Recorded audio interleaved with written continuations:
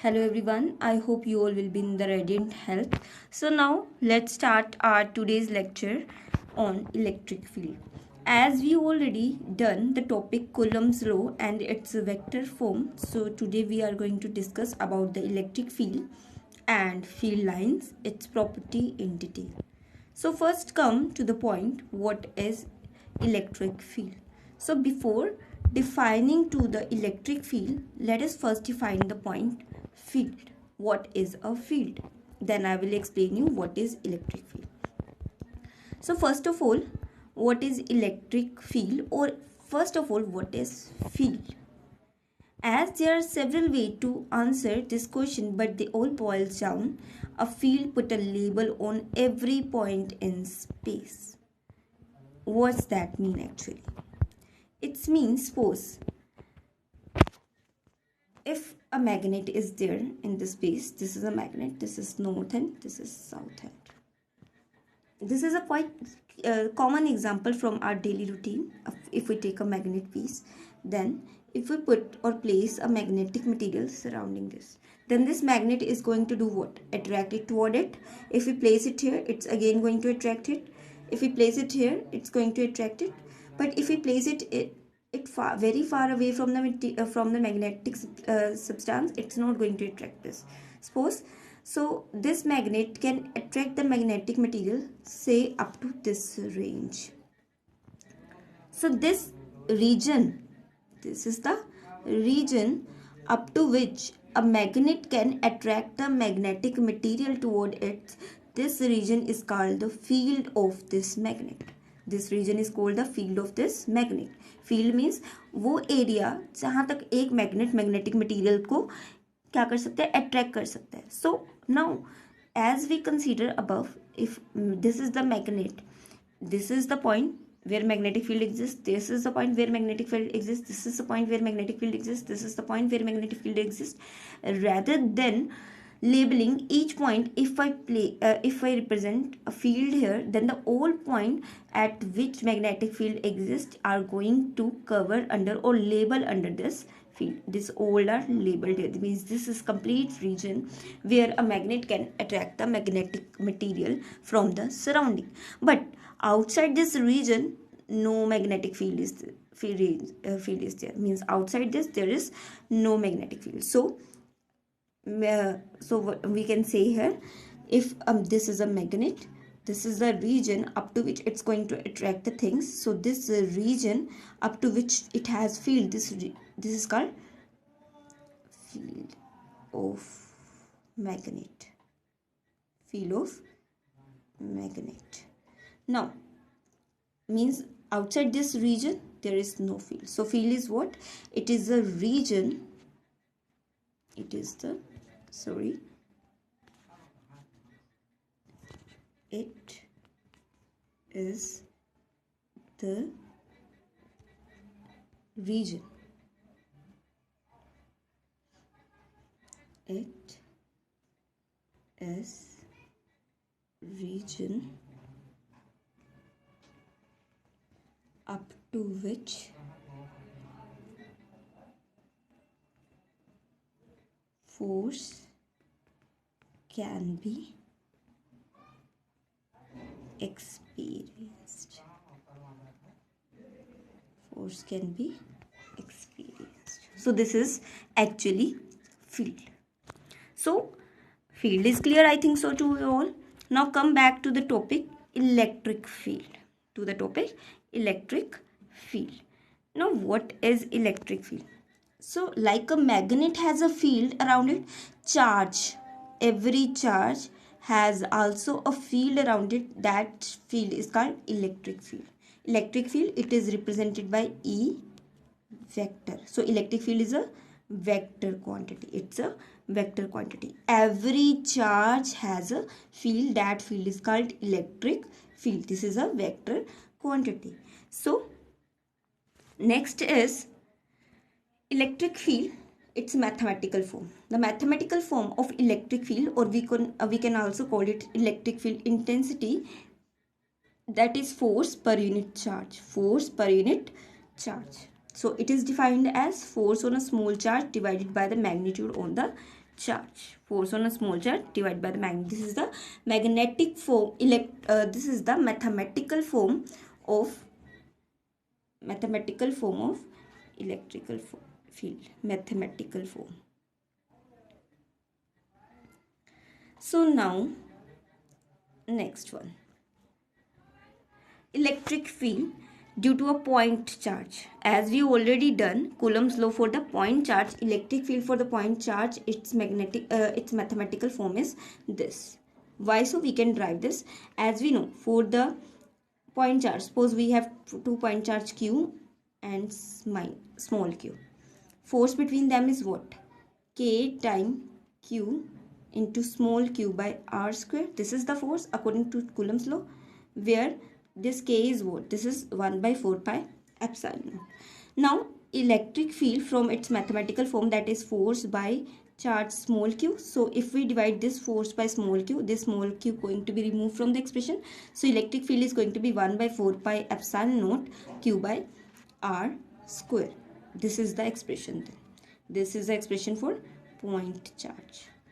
It's clear? Now next is, recall the electric field. So it's a point charge, it's created. If we want to write it in vector form, as in magnitude form it is k q by r square. In the vector form we want to write it, we have to put its direction also, that is given by r cap. This is r cap. So this is a vector form. So next is what? Every positive charge, as this field is represented by the imaginary lines. This imaginary lines can be arrow or it can be a continuous line. We will discuss about this in further in detail. Now for force, as we know, electric field is what? Electric field is E is equals to F by Q. So from here F is going to be Q into E. Done. This Q, sometime in books it's represented by Q naught. Instead of Q, in books it is represented by Q naught. What is this Q naught now? Actually, to explain a field or a presence of a field, we consider a source charge and a test charge. We consider what? A source charge, that is small capital Q, and a test charge, that is Q naught. What is the meaning of this test charge? We consider this test charge to be very, very small and positive in nature. So this Q naught is test charge, this is positive, and this is said to be infinitesimal small charge with magnitude almost unity. This is very small. Why it's very small in magnitude? So that it cannot, its field, because every charge is a field. If this charge is a field, this charge also has a field. As we are going to test the field of a source charge, so if the test charge also has a field, then this both field interact, and the result that we want of source charge, that is not solely of the source charge. So it's a mixture of the source as well as test. So that's why consider test charge to be very small in magnitude, so that its fields to be really very small, so that it do not interact with the source charge with very much very much extent, and do not interrupt its result. So that's why we take source charge to be very, very small. So sometime formula is, or most probably the formula is, F is equals to Q naught E. Instead of Q there is Q naught. So next is a test charge. So here is a mistake. This test charge is not plus Q, this is plus Q naught. So this is not to be 1 coulomb, this is plus Q naught C. So for a unit positive test charge, if it is positive in nature, the field is always outward in direction. Field is always outward in direction. And if it is negative in nature, field is always inward. Field is always inward. So we can say that electric field always start from positive. Electric field's direction is from positive to negative. So that's why always positive charge has a field in outward direction and negative charge has a field in inward direction. So field is from positive to negative. So it appears to be like field is leaving positive charge and field is entering negative charge. Now look at an example. If there is a charge of 4 coulomb and in vicinity of it there is 1 coulomb positive charge is placed at point A, B and C, but the distance is different. Point A is at distance of 1 meter, B is at 2 meter and C is at 3 meter. So if we have to find the force, then force on A charge due to this is to be K time 4 into 1 upon 1 square. For B it's K time 4 into 1 upon 2 square. For this 4 into 1 upon 3 square into K times. So this is the force on each charge. This is the force on charge 1, force on charge 2, force on charge 3 according to the formula that we have previously discussed in the topic Coulomb's law. Now next, if we want to calculate the electric field, for the electric field it is to be E is to be this and this. So this is electric field. Electric field is what? Force by test charge, that is Q naught. Test charge is what? 1. Test charge is so this is that thing. Wait, one confusion is here that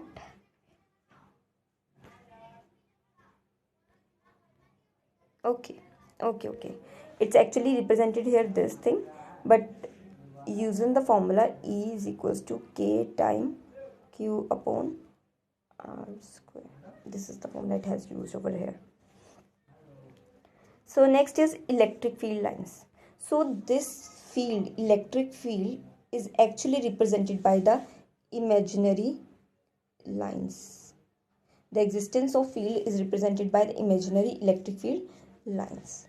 So there are some properties of this field lines. First property is that this field lines always originate from positive charge and terminate in negative charge. Suppose it's a positive charge, here is a negative charge. So electric field starts from positive and ends to negative. Positive start end to negative. So electric fields always directed from positive to negative. As it's originate from positive, ends at negative. So that's why for a positive charge electric field is always outside, adds outside, and for negative charge it's always in direction.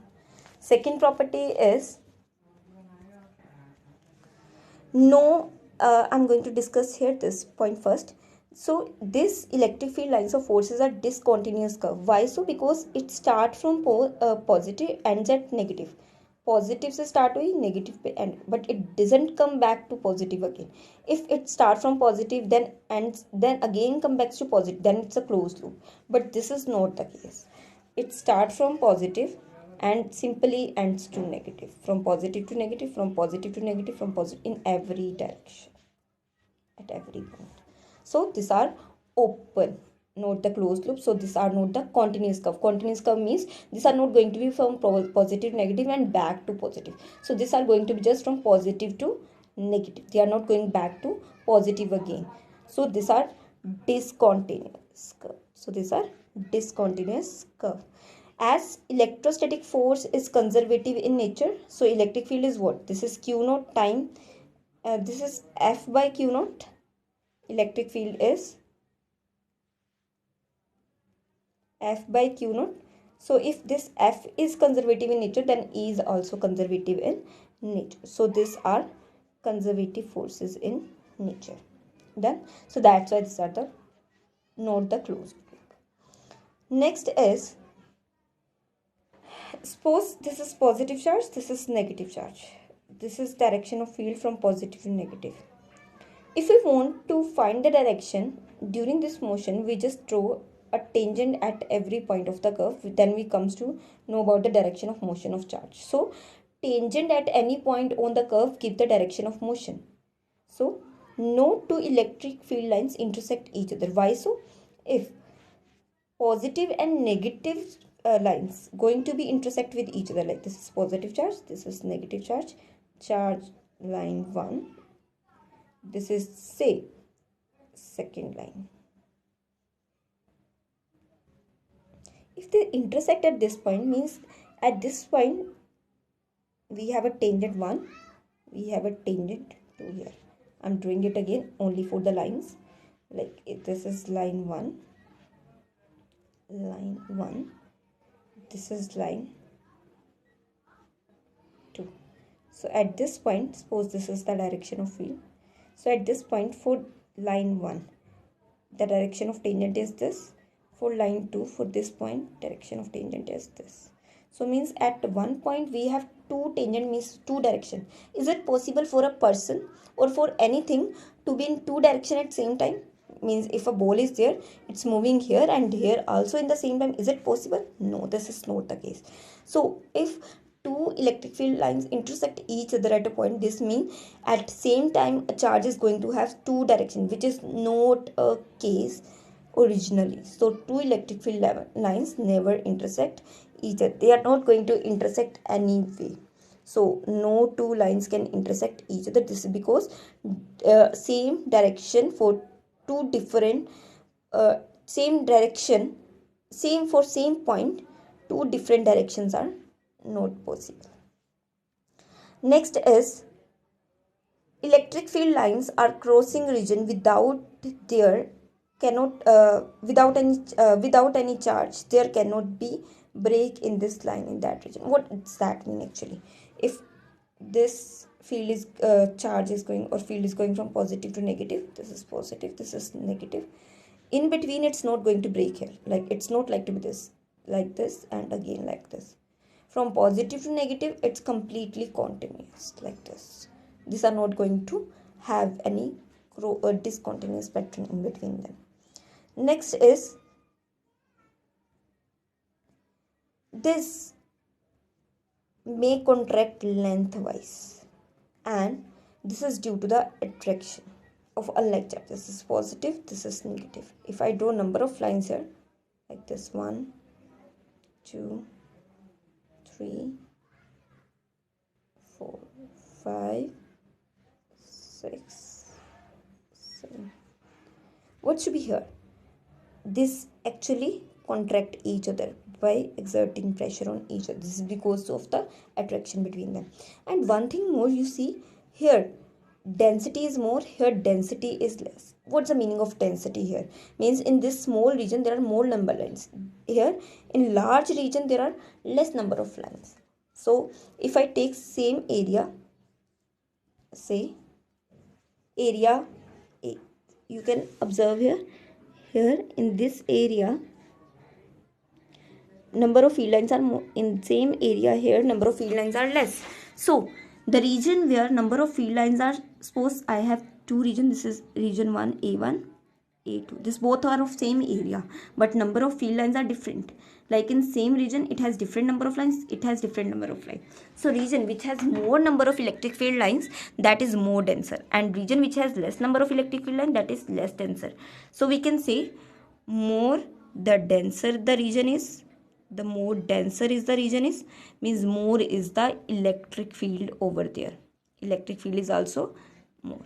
If less denser is the field, means electric field is weak over there, or less is. So more the denser is the region of electric field, more the strong is field over there. So less is the denser, so less is the field over there, or weak is the field. Field will be weak over there. Now next is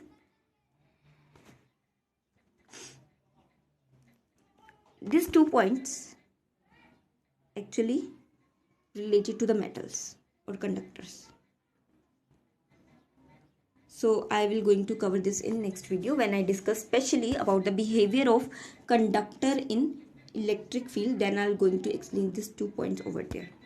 So next is overview of this. First point, electric field. About it's a summary of it. We can say it's a vector quantity. Yes, it has both direction as well as magnitude. It's always in the direction of F because F is equals to QE. So they are in direction. Its unit is what? E is F by Q. So F unit is Newton. This is Coulomb. So this is Newton per Coulomb. Next, a force of electric origin is exerted on a stationary set test charge at that point. Means at a point if exists electric field is there. Next, this is the mathematical expression, and this is for a point charge. This expression is for the point charge, and for the positive charge it's radially outward, and for the negative charge it's radially inward. Like last point is like forces in the Coulomb's law, they obey the principle of superposition if there are more number of forces in the region. Like if F1 is there, F2 is there, F3, so total force is what? That is the vector sum of these forces, that is F1 plus F2 plus F3, so on. Similarly, if there are more than one field, then say E1, E2, E3, so on, then total field to be there is the vector sum of E1, E2, E3, E4, so on. So this is to be the vector sum. This is going to be the vector sum of this. So if they obey the vector sum, means they are obeying actually principle of superposition. So in total we can say that electric field also obey principle of superposition like the forces, and electric field, this is also conservative in nature like the electrostatic force of attraction or repulsion is. So this is related to all topic that so this is the complete explanation of the electric field. So in next we are going to discuss the later point, that is the behavior of electric field on conductor or metals, and onward we will discuss about the more properties of it and electric type. So okay.